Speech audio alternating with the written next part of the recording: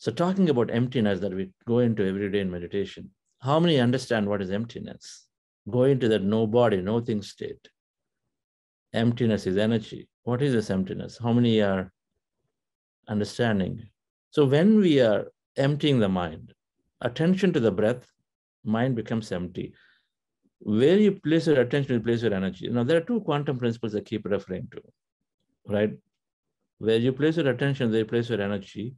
And so things happen there. Creation happens. Thoughts create reality is equivalent of it.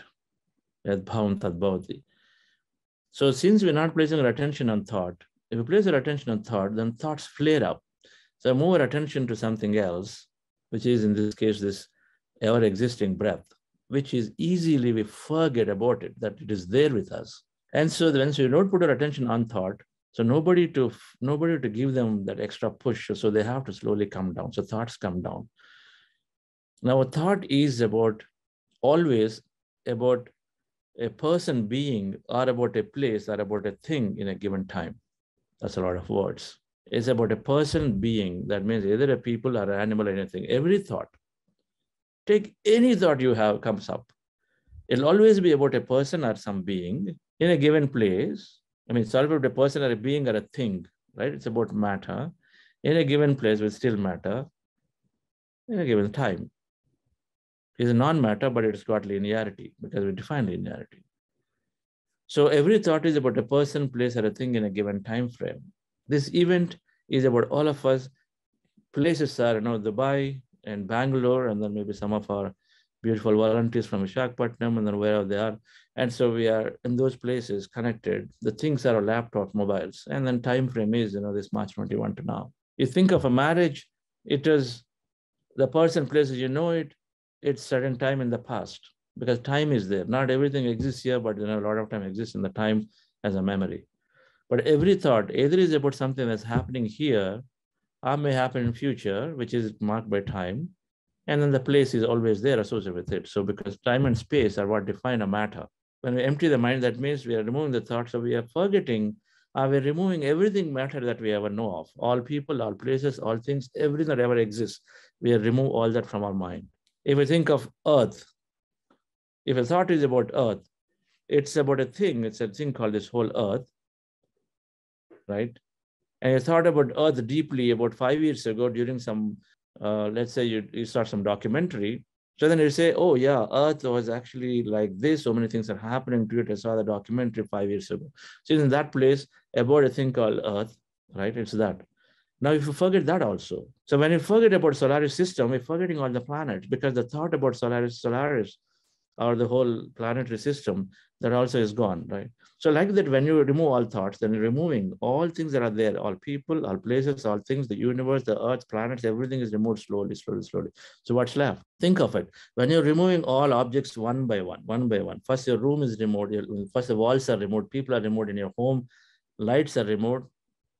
Inside Dubai, everything is removed, so it becomes a little bit dark. Maybe the sun is there. Remove the sun, remove the earth, everything you remove one by one. Everything is gone because thoughts are gone. So what is left? Antimatter is left. How is it going to look? We don't know. It's formless. It can be in any form. That's the emptiness. The emptiness is formless. I mean, there is nothing. Every form you're removing. So what's going to be how is the emptiness going to look? It can look in any form, right? I mean, it can appear in any form the way our mind perceives again. You see, that's the point. It's formless, so that emptiness, but we do know one thing, the characteristic of emptiness is there are no people around. When you're like this, and then I say, observe that emptiness around you, inside you. So what is it marked by? It's marked with there are no people around you because you're taking them out. No places around you, you're taking them out. That means even including the place where you stay, ideal in a true emptiness state is gone, right? And the house is gone. So where the chair is gone, and all thoughts are gone, chair is gone too, right? So the house is gone. Where you sit, it's not there, right? There are no people, no places, no things, no walls, nothing. So then I say, become aware of that emptiness where there's no body. That means no exists, no thing, in no place and no time. Time also doesn't exist because all the past is gone. All thoughts are gone about it. So emptiness is marked with that state. Now, so how does it exactly feel? Or some the darkness is equal to blackness. So it could be black.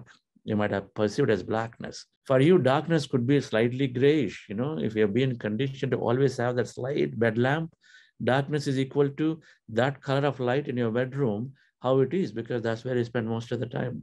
It could be the slight grayish color, a slight bluish color, with slight reddish color, depending on what color light you had, because that's how you perceive emptiness.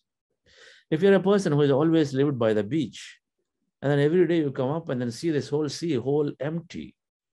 Sea means, completely empty. So for some people, it is just emptiness means, a clear blue sky or ocean. You keep seeing that. That's what might show up as. If you've been an energy worker, light worker, been practicing, the word light is used so much, then you might see that, full of, just bright light, appear to you as, just bright light, or a white light, a Milky Way light, rose, some light, just light. If you're sensitive to the concept of energy, you might just be feeling that, you might sensing that energy around. The energy that you sometimes explain as, things going through, trickling through my body. I just feel some kind of sensation here. I know it's energy that's there. The moment a person walks in, I know that energy is hitting me. So you've sensed that emptiness as that energy. But so emptiness has got many, many forms. There's no one form.